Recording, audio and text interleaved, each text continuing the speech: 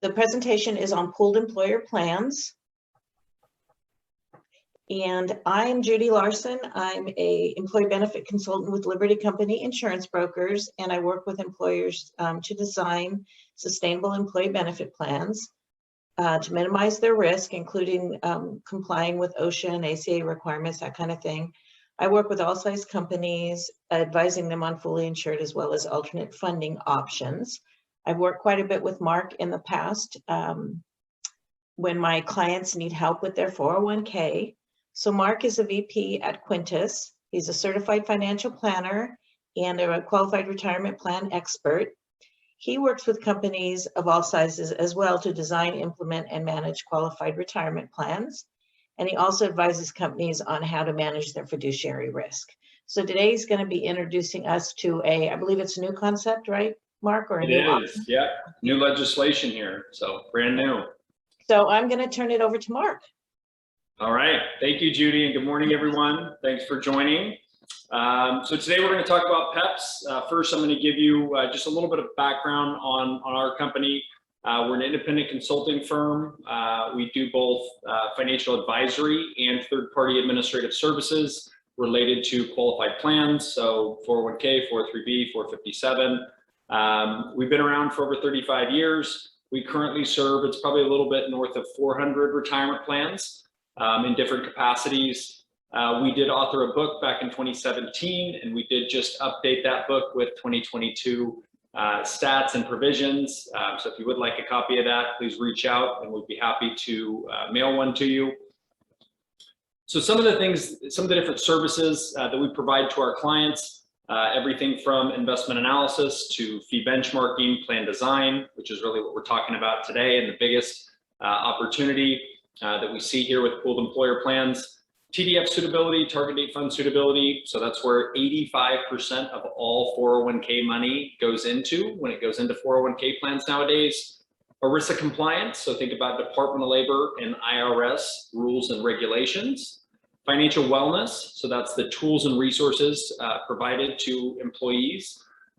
Fiduciary education. So that would be for most of you on the call here today, you're an employer or you're working on the employer's behalf related to the retirement plan.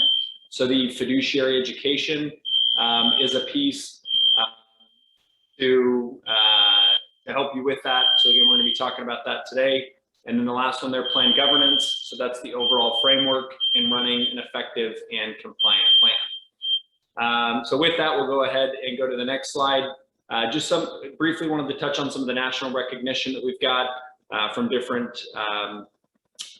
government bodies. So the National Association of Plan Advisors, NAPA, not like the fine wine that we have up north in Napa, but again, some of the organizations there between the Financial Times and NAPA, some different national recognition that we've received. All right, so let's now jump into pooled employer plans. So pooled employer plans are brand new. This was passed as part of the Secure Act, which was passed in December of 2019.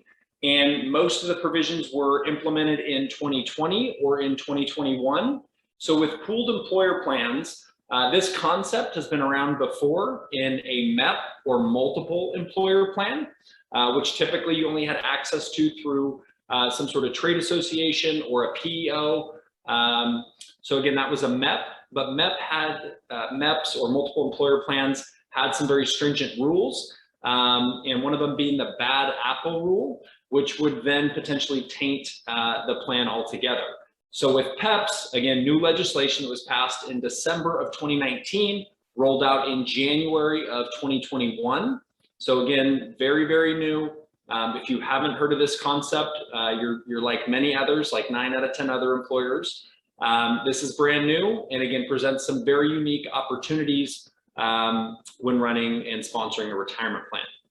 So with the pooled employer plan, there must be a designated PPP or pooled plan provider. So not like the PPP loan that many businesses got back in 2020 during the pandemic, but again, a PPP, a pooled plan provider, must serve as the fiduciary 316. So we'll talk about some of those duties here in just a minute. Must register and have $1 million bond. And again, this is the biggest way that employers who currently sponsor a 401k single plan can outsource their fiduciary duty. So in the past, you've been able to hire some other providers, an advisor that may be taking a fiduciary stance, or a third-party administrator that is acting as a fiduciary. But in that, they're kind of pairing with you, where here you're completely outsourcing it and you are no longer the plan sponsor. You are still the employer that's offering a plan and a benefit to your employees, but you are no longer the plan sponsor. You are not the named fiduciary. You are not the named trustee. That is where the pooled plan provider, the PPP, comes into place. So again, you'll see there on the bottom, as a reminder, this is just became available in January of 2021. All right, so you're probably aware of some of the different duties available or not available that you're responsible for. So in that, just kind of going down the line here and looking at the differences between a single employer plan, which is most likely what you currently have with your 401k or 403b, and then comparing that to a PEP or a pooled employer plan, which is what we're talking about. So in a single employer plan, you engage and have to monitor your current service providers. So on a regular basis, you're supposed to be meeting with those providers, benchmarking them, making sure that the fees are reasonable, that the employees are paying, making sure that the providers are doing what they're supposed to be doing. In that, doing quarterly, semi-annual, or annual committee meetings. So you may have a committee for your 401k plan, and in that you meet periodically. So again, having to schedule those meetings, being in those meetings, having to make decisions on different aspects of the plan. So that's something you're currently doing or supposed to be doing. Again, looking here with the PEP, it's consistent. All of these things are not applicable because you're not the plan sponsor. So number 3 there, investment selection and monitoring. So the investments that you make available to your participants or to your employees now, you are not liable any longer for that selection and monitoring process. The investment policy statement going along with that and all the compliance related to selecting and monitoring investments, you're no longer responsible for that. Annual Form 5500. So this is where we're going to talk about some of the time savings and also cost savings of no longer having to file an annual Form 5500. Okay, so if you're less than 120 employees, it's likely that you don't currently have to do an annual 401k CPA audit, but this would make it so that you completely have to avoid the 5500 altogether. So again, that document where you have to put in census, you have a third-party administrator, or you have your record keeper that helps you helps put together that 5500. You no longer have to do that. If the employer is over, let's say 100 or 120, and you do currently have to do that audit, that's something you can remove completely. So again, cost savings of probably somewhere between $15,000 to $20,000 a year as far as an external expense that your employer is currently having to pay. And then also the bigger thing for most of our clients that are considering this issue or have implemented this solution is not having to work with the auditor at all. So no more back and forth with emails, with census data, with spot checking contributions. None of that is applicable with a PEP or pooled employer plan. Right now is a period, and you're either have just gone through it or you're about to go through it, where you have to restate your plan document. So usually that cost can range somewhere between $1,000 and $1,500. Again, not necessarily a fun process, something that the IRS requires that you do if you're a single employer every 5 to 6 years. So again, a cost and you know, the time spent in having to do that, that's no longer applicable with a PEP. We talked about being the named plan trustee and plan fiduciary of the plan and all the responsibility that comes along with that. Reviewing and approving plan withdrawals. So as an example, if you have an employee, they go to take a loan from the plan, or if they take a distribution, when they terminate, they go to take a distribution, or a quadro if they get a divorce and they have to split their account.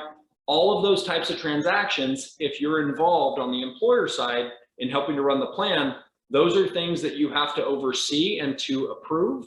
And in that, that's a fiduciary duty. So you are liable to make sure that those different transactions are being processed correctly.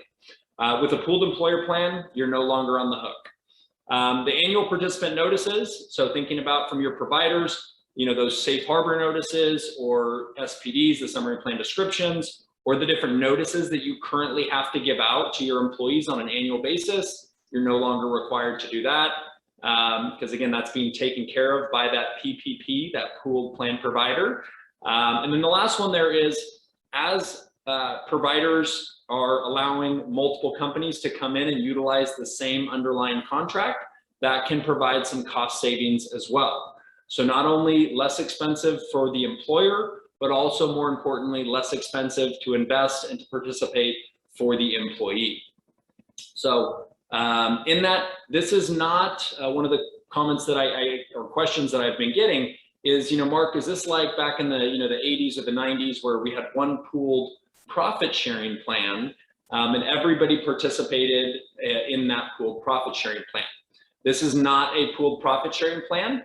All the accounts are participant directed. So what that means is, just like your employees right now can direct how they want their money invested within the different mutual fund options that are within the plan, it works exactly the same within a pooled employer plan. So again, no change as far as the accounts being participant directed.